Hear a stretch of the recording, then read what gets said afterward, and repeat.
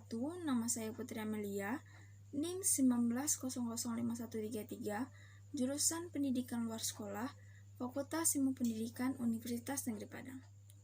Di video kali ini merupakan pemenuhan tugas mata kuliah Komunikasi Persuasi, yaitu tentang laporan hasil observasi komunikator program pendidikan luar sekolah, yang telah saya lakukan pengamatan secara langsung di daerah tempat tinggal saya. Komunikator dalam program PLS salah satunya yaitu pendidik. Pendidik adalah tenaga profesional yang mempunyai tugas dan tanggung jawab untuk menumbuhkan, membina, mengembangkan bakat, minat, kecerdasan, akhlak, moral, pengalaman, wawasan, dan keterampilan.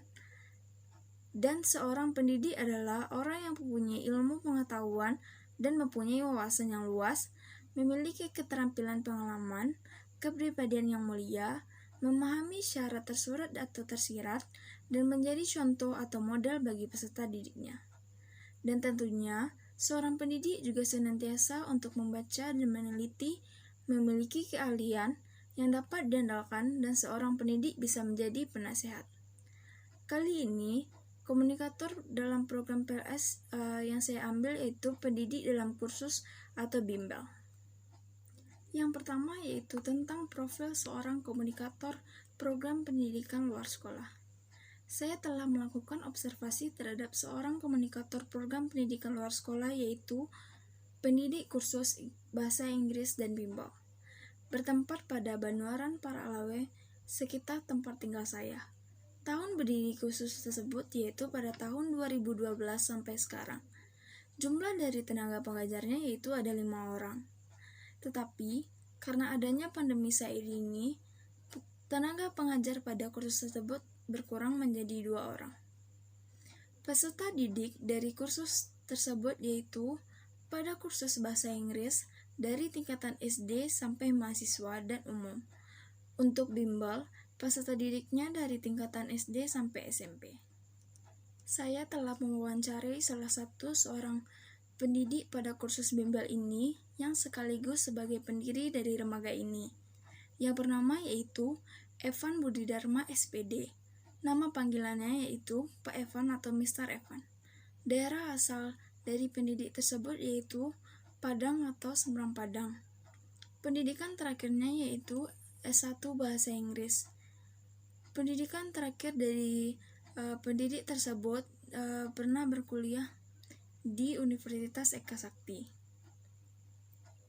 Selanjutnya, jurusan yang diambil pada masa kuliahnya yaitu bahasa Inggris.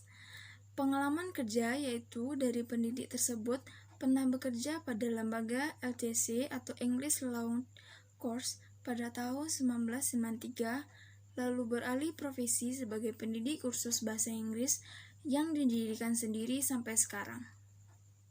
Yang kedua yaitu tahapan-tahapan penerapan komunikasi yang sistematif dalam penyelenggaraan program pendidikan luar sekolah, tepatnya pada kursus bahasa Inggris dan bimbel ini yaitu yang pertama, merencanakan tentang apa saja materi yang akan dibahas pada kursus dan bimbel tersebut dan bagaimana cara komunikasi yang sesuai pada materi yang dibahas.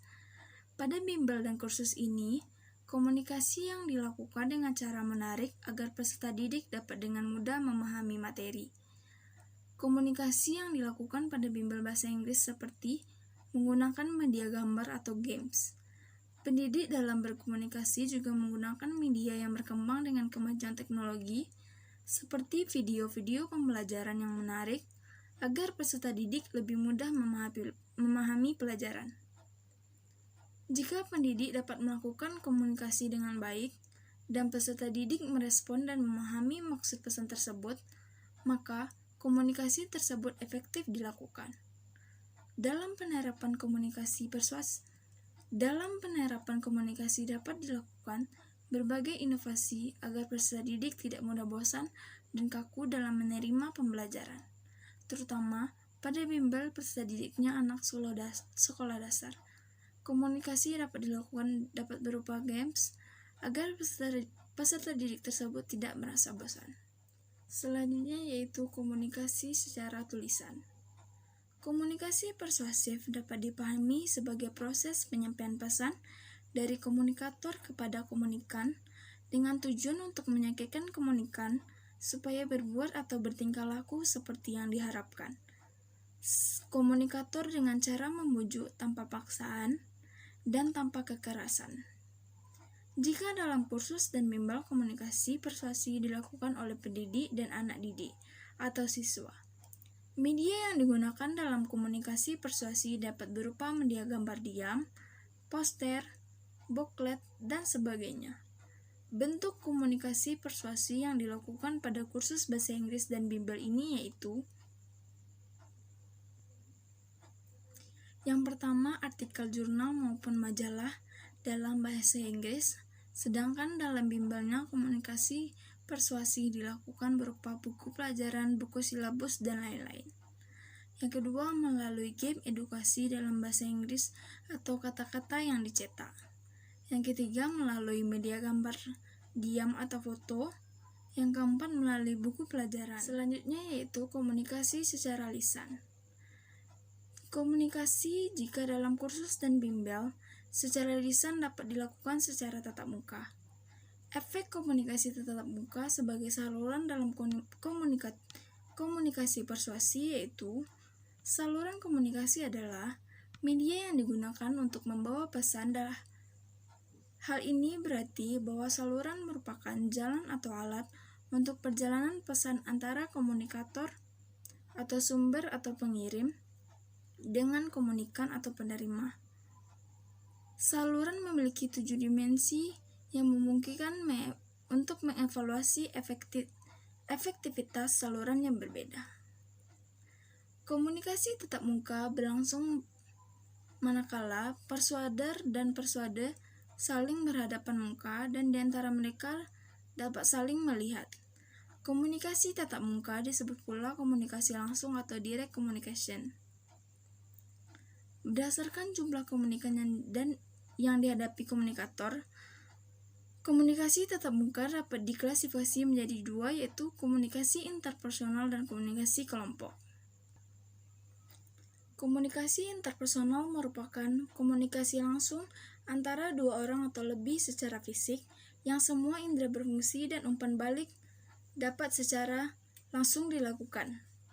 Dengan komunikasi secara tatap muka ini, pendidik dapat secara langsung memberi pesan kepada peserta didiknya dalam proses pembelajaran. Pada pengamatan yang saya lakukan, bentuk komunikasi dilakukan antara pendidik dengan beberapa siswa. Jumlah siswa tidak begitu banyak agar dalam penyampaian pesan dapat efektif dan tersampaikan kepada peserta didiknya. Pendidik melakukan proses pembelajaran sesuai kelasnya. Tetapi pada saat pandemi dilakukan hanya secara keseluruhan. Akibat jumlah peserta yang berkurang dan tenaga pendidiknya juga berkurang. Sekian dari saya dari hasil pengamatan observasi yang saya lakukan. Assalamualaikum warahmatullahi wabarakatuh.